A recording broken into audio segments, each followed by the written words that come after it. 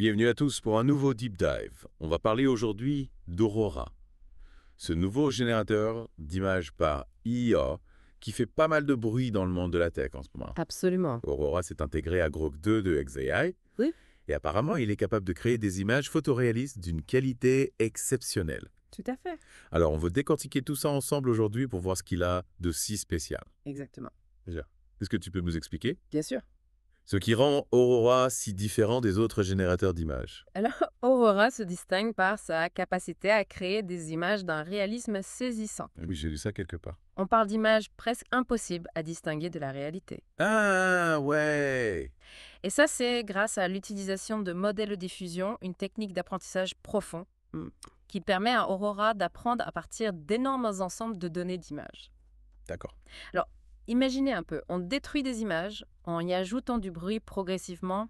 Et ensuite, on entraîne l'IA à inverser ce processus, à partir du bruit pour recréer l'image originale. Intéressant. Et c'est ce qui donne à Aurora cette capacité à générer des images d'une qualité et d'un réalisme exceptionnel. Donc en gros, plus l'IA s'entraîne, plus elle arrive à créer des images réalistes Oui. à partir de rien en fait. Oui, c'est ça. C'est fascinant.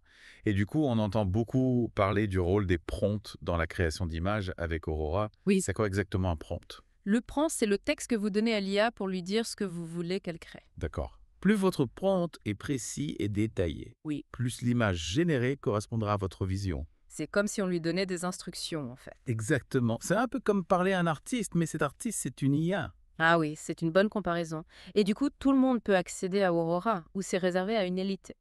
Alors pour l'instant, Aurora est exclusivement disponible pour les abonnés X Premium et Premium Plus.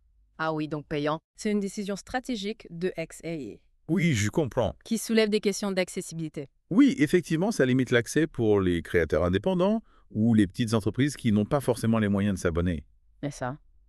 Donc ça pourrait créer une fracture entre ceux qui peuvent se permettre d'utiliser cette technologie de pointe et ceux qui ne le peuvent pas. Exactement, c'est une question importante à laquelle il faudra réfléchir Oui, c'est sûr. à mesure que l'IA se démocratise. Tout à fait. Mais il y a un autre aspect important à prendre en compte, le potentiel de mauvaise utilisation.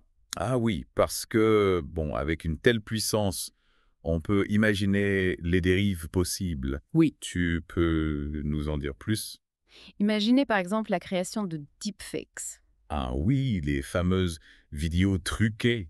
Ces vidéos truquées hyper réalistes où on fait dire ou faire à quelqu'un des choses qu'il n'a jamais dites ou faites. Exactement.